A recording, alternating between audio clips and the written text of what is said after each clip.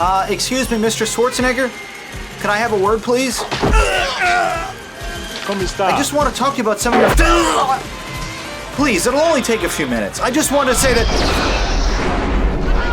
This is movie night.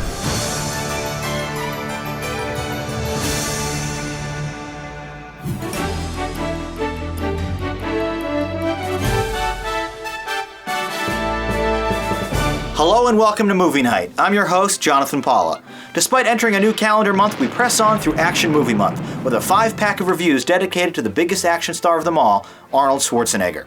Not only is he one of my favorite actors, 7 of his films have already been featured here on the show. The bodybuilder from Austria who defied the odds and became a box office megastar, and eventually the governor of California, we'll start off with one of his earlier 80s hits, Commando. Released on October 4th, 1985, this Mark L. Lester action film more than quintupled its $10 million budget. Unraveling slowly over the course of 90 minutes, the R-rated story pits Arnold Schwarzenegger, a retired Delta Force operative, awesomely named Colonel John Matrix, against a forgettable army of bad guys who have kidnapped his daughter, Alyssa Milano. Arnold escapes from a commercial airliner and hunts down the bad guys throughout Los Angeles, eventually bringing the action to a blisteringly over-the-top finale at the enemy's tropical island stronghold. Combining head-smashing fistfights and ridiculous gunplay with hilariously memorable one-liners like, "I let him go," Lester is fully aware of his silly plot and completely embraces it. One character even remarks on the absurd explosions in action, exclaiming, "I can't believe this macho bullshit." This is the role the 7-time bodybuilding champion was born to play, and despite murdering without remorse, Schwarzenegger moves from scene to scene effortlessly, showing off his impressive oiled-up physique as often as possible. Seeing the 6-foot-tall Austrian shirtless, firing a rocket launcher, snapping necks, and jumping through windows is a true, mindless delight for all fans of awesome action films. Listen, Sally. Kiss my ass. I can't hear you. I'll say it a little louder than get fucked. Listen, loyalty is very touching, but it is not the most important thing in your life right now. But what is important is gravity. I have to remind you, Sally, this is my weak arm. You can't kill me, Matrix. You need me to find your daughter. Where is she? I don't know. But cook those. I'll take you where I'm supposed to meet her. But you won't. Why not? Because I already know. You remember, Sally, when I promised to kill you last? That's right, Matrix. You did. I lied. While none of their performances are awful, the supporting cast are entirely forgettable, especially a one-dimensional villain that fails to liven up the weak and simplistic plot. Likewise, the cinematography does very little to make downtown LA look the least bit appealing or exciting. A really generic and cheesy soundtrack from James Horner keeps things fun during the fast-paced adventure that oozes with campy laughs, even if some of them are unintentional.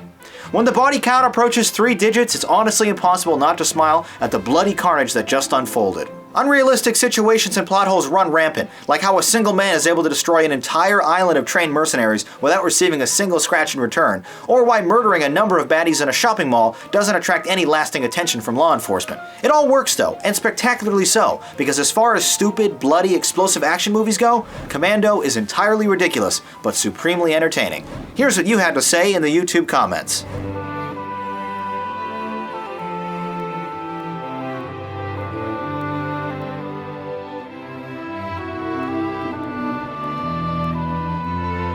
Commando on the Ratomatic, a double great. When you think of the quintessential action movie, this iconic Schwarzenegger vehicle completely delivers. Despite its many and substantial flaws and shortcomings, we both scored this a great. Next up tonight, let's review Predator. A massive hit that produced 2 sequels and 2 crossover films, this sci-fi action horror film from director John McTiernan grossed nearly $100 million from its $15 million budget when it was released in June of 1987. The original concept began as a Rocky vs. E.T. joke script for the yet unwritten 5th Rocky installment, which accidentally made its way to 20th Century Fox, where it eventually became this memorable piece of 80s cinema. Arnold Schwarzenegger leads a group of elite, wise-talking commandos deep in the Central American jungle as they're hunted by a vicious extraterrestrial warrior. The cast of brawny men, which includes 2 future governors, require only a grunt or a point to devise a plan of attack. Given the extreme physical nature of the adventure, Arnold does a fantastic job keeping his cool and looking like a badass, especially when he gives his co-star Carl Weathers the most epic handshake in film history. The rest of the group are largely disposable meatbags though, which is a welcome development as one of the soldiers never shuts up about his girlfriend's large vagina for some reason. The other day I went up to my girlfriend, I said, you know, I'd like a little pussy. She said, me too, mine's as big as a house. Yeah. The fast-paced 107-minute film is supported by the familiar sounds of Alan Silvestri, whose unrelenting score ties all of the high-stakes tension together. Meanwhile, the titular villain is an enigmatic, heat-seeking monster, silently stalking his prey with truly terrifying hunting abilities, matched only by his absolute bloodlust. But the steadfast Schwarzenegger is quick to remind his team, if it bleeds, we can kill it. The R-rated movie has plenty of awesome explosions and shootouts, but they're occasionally difficult to follow, as many of the locations and people look so similar. Although it shares a great deal of its narrative structure with a typical slasher film, there's no shortage of iconic one-liners, which should keep action fans well entertained.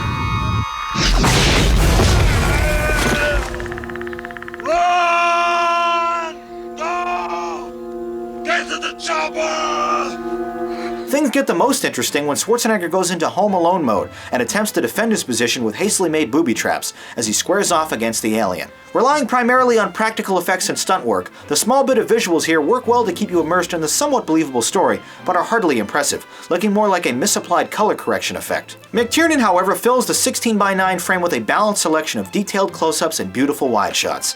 A simple and thrilling experience that never requires much of the viewer, this is an enjoyable start to a rewatchable franchise. Predator, disposable plot with frightening creature. Here are your thoughts now from the YouTube comments.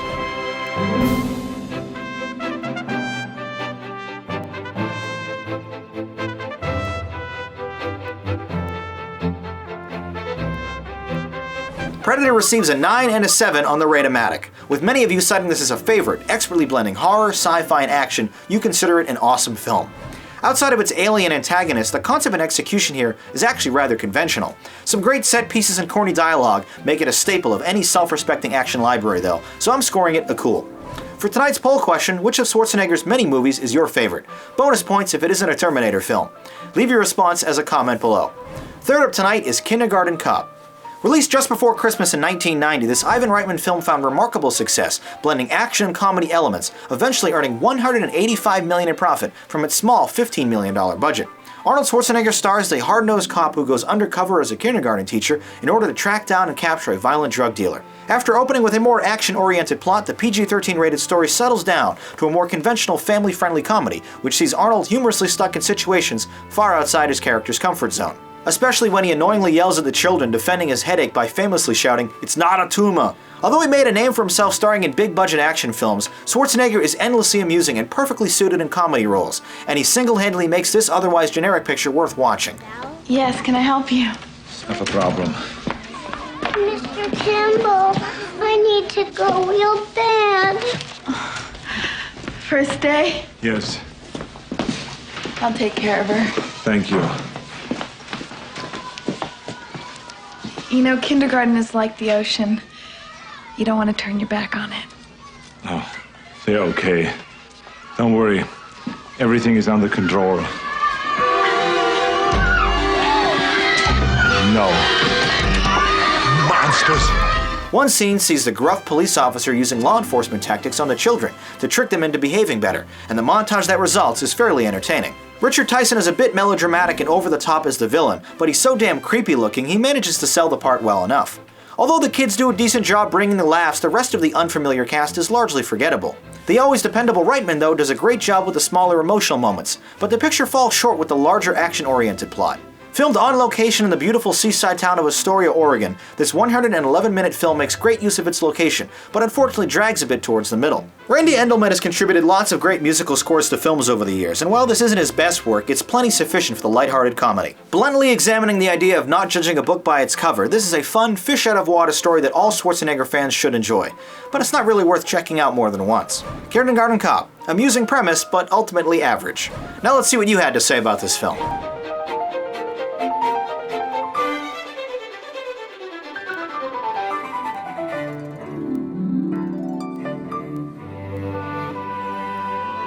A 7 and a 5 for Kindergarten Cop. Despite its cheese and lackluster script, there's no denying Schwarzenegger's comedic abilities saved this film. You thought it was cool.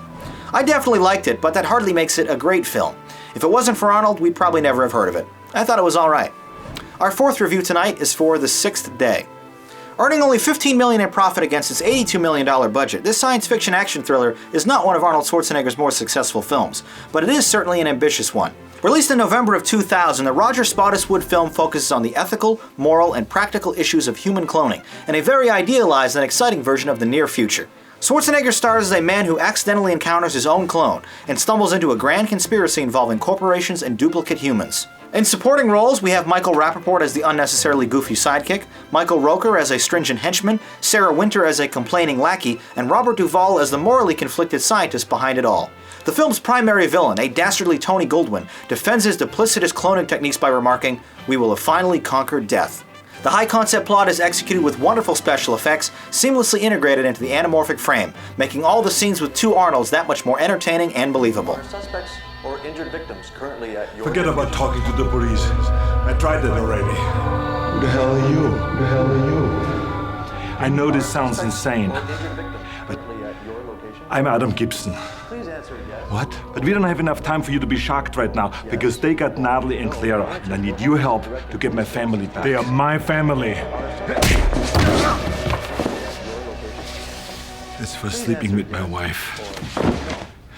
In the damn minivan. As Trevor Rabin's metallic, string-heavy score echoes beneath each scene, the plot twists and turns a bit more than required, resulting in a somewhat confusing 123-minute narrative, at least on an initial viewing.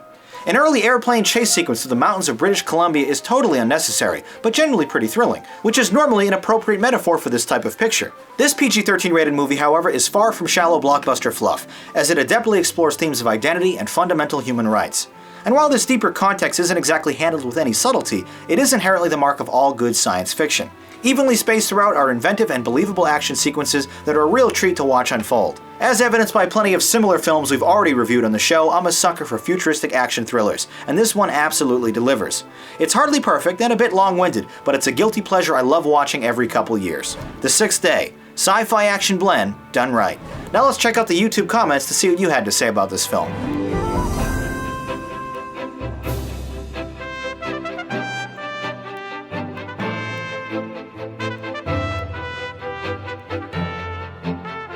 Our scores for The Sixth Day, a 5 and a 9. You enjoyed this film on a cursory level, but weren't impressed with much below the surface, rating it an alright. In a rare turn, I scored this picture a full 4 points higher, something that has happened only once before, in fact. Much like junk food, I'm fully aware this picture isn't really that fantastic, but I love it anyway. I thought the movie was awesome. A reminder now to subscribe to the Movie Night Archive channel for my exclusive trailer commentaries. This week I previewed the new Teenage Mutant Ninja Turtles trailer, and for an organized library of all our past reviews.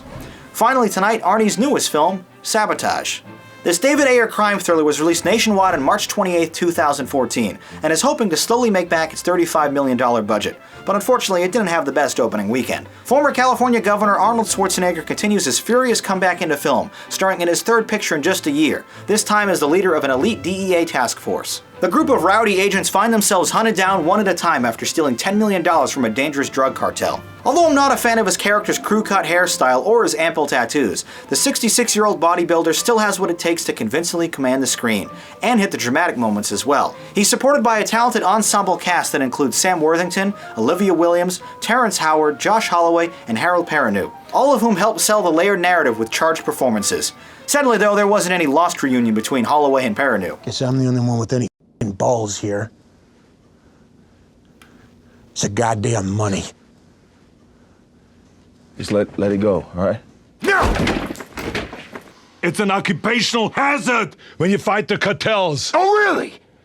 You see any other feds getting smoked? It could happen to anyone. Bullshit! You believe that, Chief? Or is that just some shit you're spitting in case this place is bugged? Always assume that someone is listening. I ain't gonna fight you, boss. The dirty-talking DEA officers may be great at taking down bad guys, but their overly playful attitude eventually turns them against each other, with Arnold reminding them, "In what we do, there is only trust." Opening with a very gripping and realistic tactical takedown of a drug hideout, the movie settles into a tense and sometimes even frightening investigative procedural that delivers its fair share of twists and surprises. One standout sequence has Schwarzenegger and Williams creeping through a dark and deserted home for a missing witness, only to literally trip over his bloody remains. The quiet and creaky sound effects, coupled with a shadowy and disorienting visual style, make it a particularly effective scene for the 109-minute film. Ayer makes some great use of parallel non-linear editing, cutting a crime scene search effort step for step with a victim's last moments in that same space. Although the framework and players are more than familiar, the direction this picture takes is still an exciting and entertaining one, concluded by a gut-wrenching but undeniably satisfying coda. Perhaps Arnold's strongest post-gubernatorial film yet, but once you know how it plays out, there's sadly not much rewatch value here. The brutal R-rated film definitely isn't a date movie, but fans of gritty police dramas or drug-busting shootouts will feel right at home. Sabotage. Fascinating mystery with gruesome action. As with most new releases, I'll have to score this one by myself, but I'm giving it a 7. This is a decently compelling action procedural, but little more than that. I thought it was cool. Finally tonight, let's check out what you're saying about other films in theaters with some of your tweet critiques.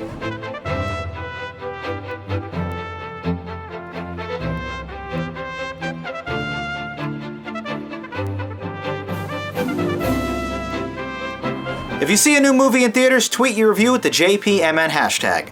After 6 episodes, next week will be the final installment of Action Movie Month, as we feature 5 Jason Statham films: Lock, Stock, and Two Smoking Barrels, the original Transporter, Crank, Parker, and finally Homefront, which is new on DVD this month. Once you've seen these films, share your opinions by voting in the polls below or by leaving a comment review. If you'd like to watch more Movie Night episodes, check out the related reviews on the right or click subscribe to be notified of all new content.